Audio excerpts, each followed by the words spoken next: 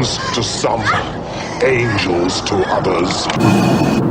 One thing we can all agree on is death is going to come, and then the afterlife. Ecclesiastes 3 says there's a... Don't touch that dial, ladies and gentlemen. You found another episode of Rancid Rants Reviews. I'm your host, Yeti the Movie Raccoon, and today we're going to talk about one more reason why Twitter is a cancerous goddamn trash fire and the worst version of the collective unconscious. But first, the holiday season is upon us, and if you're feeling generous and want to donate to a good cause, I have a couple of fundraisers that I'd like to point you to. First is Chelsea's fundraiser, which, without going into detail, will help to prevent a young, beautiful, vibrant woman from becoming another casualty of the war on drugs. The other is for a close personal friend of mine. Her and her kids are having a really tough season, and anything you could give would help those kids to have a good Christmas and help to ease her burden and give them a more comfortable life in general. For all the details, check out the links in the description. If you can't donate and want to help, you can always share. Anything you do for either one of these campaigns would be greatly appreciated, and you have my gratitude just for listening to my spiel. Seriously, guys, I super appreciate it. Now that we've got the warm, fuzzy talk out of the way, let's get into some fucking rage, right? Alright, so, if you weren't aware, Twitter's new terms of service is taking aim at indie horror creators and horror fans and effects makers and everything. You know what? Just let me just read you the screenshot here that I've got. It says, violent sexual conduct and gratuitous gore. 1. If you share media that depicts violent sexual conduct or gratuitous gore anywhere on Twitter, we will require you to remove the content. If your account is dedicated to posting this type of content, your account will be immediately, permanently suspended. That's the Twitter terms of service. That's I think they're rolling out the 1st of January. And I got this screenshot from Dan Lee. He writes at 1,000 different places because the dude's an absolute workhorse. He's really spearheading this Horror is Healthy campaign, and I'm proud to say that we're on the same writing team and on the same side on this. He's a great guy. Go check him out.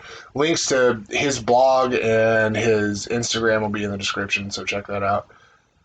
Okay, so hat tips and plugs aside, let's dig into this. Okay, for one, it's fucking early in the morning. I haven't even finished my first cup of coffee, and I don't have a script. I don't have notes. We're just sharing thoughts today, folks. First off, let's kind of dissect this a little bit, okay? Gratuitous gore and violent sexual conduct.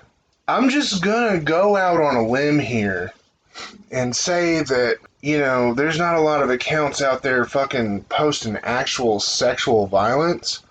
It's just, not a thing, but who gets to say what's violent sexual conduct? Is it BDSM related stuff? Is it, like stuff from exploitation films? Like it could be a woman in a bra and panties or a bikini covered in blood. Holding a weapon or running from a killer, Could this be violent sexual conduct? Who fucking knows, man? Because both of these things are nebulous. Fuck me! One of these days, I'm going to learn to silence my notifications before I start doing this shit. So, anyway, onward and upward. They're both so fucking nebulous. Like, gratuitous gore. Well, who's to say what gratuitous is? Because gratuitous is defined as uncalled for or unneeded or over the top. Who's to say what's gratuitous? If you're a special effects maker and your entire livelihood is making gore effects and prosthetics and stuff, sharing your work and promoting yourself as an artist, would that be considered gratuitous gore? If you're celebrating a classic film like Day of the Dead, is that gratuitous? Who gets to draw the line is the question here. And the answer is the problem. Because the people who draw the line are the same people who have always drawn the line. It's these pearl-clutching, puritanical people who are, won't somebody please think of the children? Everybody's so worried about what somebody with delicate sensibilities will see. And look here, if you're an adult on the internet and you have delicate sensibilities, fucking don't. Or, there's this really cool thing you can do, like, as an adult, like, even if you find yourself in that weird part of Twitter, that weird part of YouTube, you know what I'm saying, or you see things on any other platform or website on the internet, if you see something that, like, super upsets you, you can just, like, it's like this really complex, scroll past it and live your fucking life. So there's that. There's also, if the internet's not for you, get off the internet, or don't look at things that fucking, interfere with your delicate sensibilities. Don't clutch your pearls and ruin the fun for everybody else. Also, as far as, won't somebody think of the children? We have to protect the children. Here's the thing. Why are your children on Twitter? For one, that's a big get, right? Why are your children on Twitter? As a parent who has a young kid, my son's 8, and he does admittedly have a lot of screen time. There are creators he enjoys watching on YouTube, and he likes to learn things online and stuff. And yeah, I let him have screen time. Big fucking deal. But I also kind of keep an eye on what he watches. So there's the rub. I'm not going out and telling people that they shouldn't be putting things online. I'm paying attention to what my child is putting in his fucking brain. See? So I am thinking of the children. I'm also thinking of all the boobs and gore I like to see online. So there's that. What really bothers me about this is that there are a lot of people who could be speaking up about it, who aren't. Like, big names, like fucking Rumorg and Fangoria. And, sure, apparently Rumorg had said something before, but they've kind of, like, said their piece and bowed out. Like, this is a continuous, ongoing thing. It keeps getting worse. For example, like, Lloyd Kaufman, like, fucking god of independent film, Hail Troma for sure, was fucking banned on Twitter for some ridiculous bullshit not too long ago. And then, of course, a few months back, we all remember the Soska sisters catching a Twitter ban, getting their account reinstated, and then catching another ban over the fucking Fright Fest banner image that had been shared by fucking a billion other people, and like they're the one that caught the heat for it. I understand that there's like a discrepancy because like the other people shared it like as a tweet, and the Soska sisters used it as their banner image, which apparently is like this all important distinction, which is fucking stupid. It's one of those things, man, it's just like anywhere. Like if you go to a place that's known for a thing, you should expect the thing to be there. Like if you go to the profile of a horror filmmaker, you should be prepared to see horror things. If you like you wouldn't go to Pornhub and be upset because there were, sex acts on the screen. Why would you go to an independent horror creator's space online and then be offended when you see a still image of some fucking prosthetics? These things don't make any fucking sense to me. I don't understand why. I don't understand suppression of art and censorship, like, at all. Like, look, as far as, like, the violent sexual conduct, as long as everyone involved is a consenting adult, those are two very important distinctions. Consenting adults, even if it's, scripted differently, they're consented adults, and nobody's getting hurt more than they want to be hurt. That's fine. It's fine. I mean, why censor that? Just fucking don't look at it. You know what I'm saying? I kind of feel like that's not something that's going to pop up in your trending feed or whatever. So fuck, man. I don't know. And another thing that we can get into is who's going to be hit by these by these new changes in the terms of service? Who's going to be caught up in this crackdown? And I can already tell you, it's going to be people without fucking social media clout. It's going to be people without studio backing or fucking a huge fan base that puts money into them. So, big studios that produce movies, like I'm even looking at you, Blumhouse, Terror Films, fucking, they're not a big studio, but you know what, you get what I'm saying. Like all these film companies that are making or distributing horror movies, they should be speaking up about this, but nobody really is. Like, Fangoria is a leader in the fucking genre. Like, they're a legendary name and could have so much fucking clout, but they're not going to get caught up in this TOS, because it doesn't matter what the fuck Fangoria posts, they're not going to catch that banhammer. Same with, like, Rue Morgue. They're not going to catch that banhammer because they've got money and they've got clout. It's, like, no large film distributor is going to catch that banhammer because of the money and the clout they have, and it's just going to be the little guy. Independent filmmakers, horror fans, critics, bloggers, fucking whatever we are. It's going to be these content creators who are up and coming or work in an underground capacity or just don't have that kind of backing behind them, who are going to get caught up in this. Are going to get their fucking Twitter suspended. Or are going to get posts removed. Who are going to, and this is how, like, fucking, like, as someone, like, if you're here, if you're listening to me rant about this shit, you understand that independent artists use social media to fucking promote themselves so they can make money, so they can, live their life, so they can feed their family, so they can keep their fucking lights on, or whatever, This is a way for Twitter to, like, crack down on that, because, why? Because the fucking cancel mobs are out in droves looking for this shit now? Because, that's how Twitter bases their fucking decisions. This is what the angry blue checkmarks say. And I'm not getting into a fucking political thing, left versus right, yada, yada, yada. I don't fucking care. This is why I don't use Twitter. But yeah, fucking cancel culture's out there. The mobs are fucking going wild, and the mob decides what the fucking Twitter overlords do. All it takes, like in the case of the Soska sisters, I firmly believe that all it takes is, like, a flagging campaign to get you fucked off. And like, when they got banned the first time, it was the trailer drop, the day of the trailer drop for Rabid.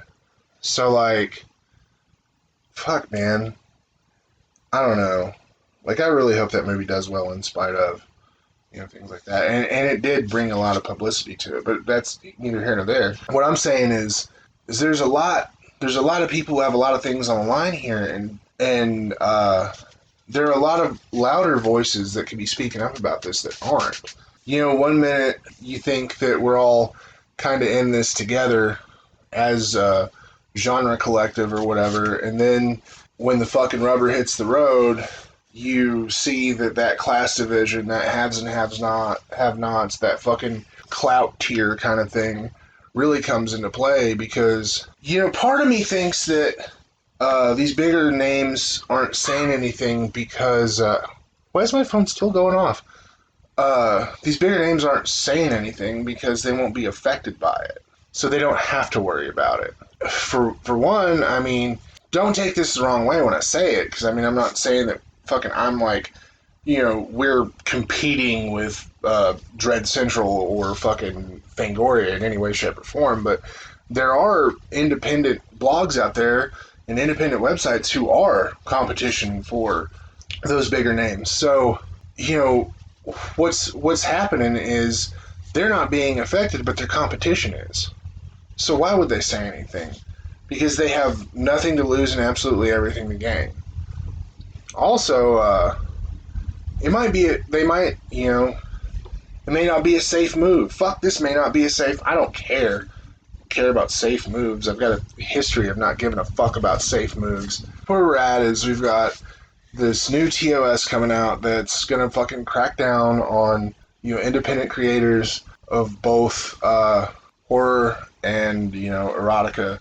And it could be anything, man. It could be fucking movie clips. It could be special effects work. It could be drawings, paintings, like digital art. Any of this could get swept up into that gratuitous gore. And then how wide of a net can you cast on violent sexual conduct? Does that include fucking memes about spanking? Or like BDSM stuff? Or spicy animated images? What's the, where's the line? And see, it's so fucking nebulous, and that's the problem, man. They can just pick and choose who catches that fucking ban and who doesn't, and whose post gets removed and who doesn't. And it's fucked up. Now, I don't want to call it censorship, because then you get assholes coming in and nitpicking. And I should have put this up top, and when I do a more thought out, like, article, and like, this is something I'm going to be sticking with. So there'll be more to come. Like, I always want to get out of the way that I know that there's a difference between, you know, what we're guaranteed as Americans, because it's an American company, I'm an American, you know, this is the lens through which I view things. You know, we're guaranteed freedom of speech, but that pertains to the government silencing your speech, or, you know, limiting what the press can do, and yada, yada, yada. Twitter being a private company, they don't actually have to abide by that. They can throw in their terms of service so they can, you know, do whatever the fuck they want, and you're agreeing to that terms of service by using the fucking platform. Yeah, I get that, okay? What I'm saying is that Twitter is such a huge part of the public discourse that it seems unethical to me that they're not supporting freedom of speech. And I, like, other than, like, this puritanical fucking, you know, oh, won't somebody think of the children, and, oh, my ad revenue, I can't think of a really good reason why they would be doing stuff like this. Like, now I can understand if somebody was, like, you know, actually hurting someone and posting that shit online, or, you know, tweeting, you know, pictures or videos of them actually harming other people, or cutting up a body, or something, like an actual thing where a crime is being committed. Same with sexual violence, like somebody, you know, videotaping a sex crime and then uploading it. Yeah, I could see dropping the hammer on that. Those are crimes. We've already seen that they will stifle the creative expression of artists with the Soska Sisters and with Uncle Lloydie. And there's no line for them between, hey, let's not let people post crimes, and hey, let's try to fucking suppress art. That's what I like to go with, is suppression rather than censorship, because I feel like it gets the point across, and it takes away the room for that, well, actually, they're a private company argument that you get from douchebags. Twitter is set to become more puritanical in the new year, and they are poised to lay that big old banhammer-shaped dick into anybody who doesn't have money and clout to back them up. And there are very few people who are speaking out about this. In the new year, you are going to see some independent creators and media outlets and things who are going to start talking about this, who are going to try to make this a bigger thing. Like I said, Dan Lee, Dano the Dead, he is kind of the spearhead of this thing. You know, I'm throwing my hat in the ring with that guy. He's got pieces about this up on 52 Weeks of Horror. I'll see if I can't link some of those in the description if I don't forget between now and then.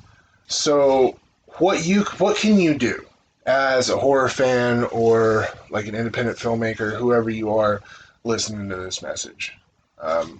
First of all, pat yourself on the back. Thanks for listening, especially this long. I don't even know how long this is going on. I'm just fucking rambling. I don't even know if I'm going to edit this. Also, what can you do to support this movement and to speak out against Twitter? You can support independent creators, man. First and foremost, support independent film. I'll be coming out with a list of my top 10 indie films of 2019 really soon, before the end of the year. So you can check out some good indie films. If you're not like into indie horror, I can point you in a good direction. Support independent media outlets. Tennessee Horror News, of course. You know, I'm going to plug them. The Deadwalk.online. 52 Weeks of Horror, Decay Mag. There's plenty of independent outlets who are going to be speaking out about this. And if you want to, like, throw your lot in with them or throw your lot in with us, fucking it is massively appreciated. If you want to talk about this topic online, if you feel that this is something that you want to lend your energy and attention to, you can use hashtags like hashtag horror is healthy or hashtag defend horror in your posts, even when you're just posting things horror related. It doesn't have to be speaking out against or about this particular topic. So yeah, jump on those hashtags if you want to. If you feel like you want to add your energy to this, that'd be super cool. Also, man, honestly, like, this upsets me because Twitter is so huge and such a big part of our discourse. But also, it's shit like this is why I don't use Twitter in the first place. If you follow me on Twitter, fucking hi, shouts out to you. That's super cool. I do appreciate the follow, but you'll notice that I never fucking tweet. Unless it's like a Joe Bob marathon or I'm sharing some stuff that I wrote somewhere else, and that's usually like just an automatic share button. I fucking hate Twitter. I have for a long time. It's just, to me, it's just like a fucking cesspool of outrage. Fucking, that's where the vocal minority is now, on the left and the right. Remember how Tumblr used to be a couple of years ago? When it was just fucking cancer and everybody made fun of it? I feel that way about Twitter now. I just can't, dude. I don't have the energy to be angry at the internet for saying words I don't like. I don't know, man. I don't fucking use Twitter. I use Instagram, which has its own set of problems. I also kind of recommend Slasher. Like, I'm not getting paid to plug any of the things that I've plugged in this, but I do kind of like Slasher. Like, when it first came out, it was some fucking bunk booty hole bullshit. But now, like, after the update, like, Damon from the Slasher team, he's really taken into account what people want and is really developing a really cool horror-based social media platform that has very few restrictions. So there's that. Also, the community there is fucking A1. I haven't seen anybody, like, sniping at each other, and there's no fucking, I haven't seen any, like, cattiness or fucking, call out posts or anything like you would on Twitter. That's like a cesspool of toxic, fucking cancerous, soul-sucking outrage culture. So yeah, fucking check out Slasher. I'm gonna try to be more active on there in the future, hopefully. I don't know, man. Social media is hard for me. Like, I get fucking one platform at a time, I guess. I'm doing Instagram now. Have been for a while. Yeah. No, so yeah, those are your options. You can support independent creators. You can fucking check out Slasher app. Move your social media presence there. Like, if you're relevant, not if you're relevant, but if that's where you're at, you can move to Slasher from Twitter, and I mean, you're not going to get the same kind of, engagement or whatever, because of course, like, Slasher is nowhere near the size of the Twitter sphere, but there will be less restrictions, and you'll have, very targeted audience. So I feel like I'm rambling in circles here, so I'm going to go ahead and end this. Be sure to check out the links in the description. There's those 2 fundraisers down there that, like I said, if you can't give, but you still want to help, you can share. I fucking super appreciate, guys. You have no idea how much that would mean to me, either way. So big ups. Thanks for sticking with me through this long-ass rambling video. And yeah, support independent creators, man. Check the links in the description. There's going to be plenty of independent creators to check out. There's going to be some social media links and some website links. Check that out. Be sure to come back. Sure to check out tnhorror.com. We got some cool stuff going on over there. Like I said, I'm looking forward to putting together a top 10 list of indie horror films, and that is going to be written and will be on the TN Horror website. Thanks for tuning in, ladies and gents. If you enjoyed this, be sure to subscribe and turn on notifications. I upload videos a couple of times a week right here on the Tennessee Horror News YouTube channel. If you want to hear more of my rambling, you can check out the Horror Basement and Beyond the Basement, where I team up with Jim Jam and Johnny to talk about all manner of things, from horror flicks and hauntings to breakfast cereal and box office bombs. Those shows can be found on your favorite podcast platform, including Spotify, SoundCloud, and iTunes. And if you're not on YouTube hearing this, you'll probably already know that after a couple of days, you can find this show on those platforms as well. Check out the description below for all the social media links. Follow me there. Until next time, keep going.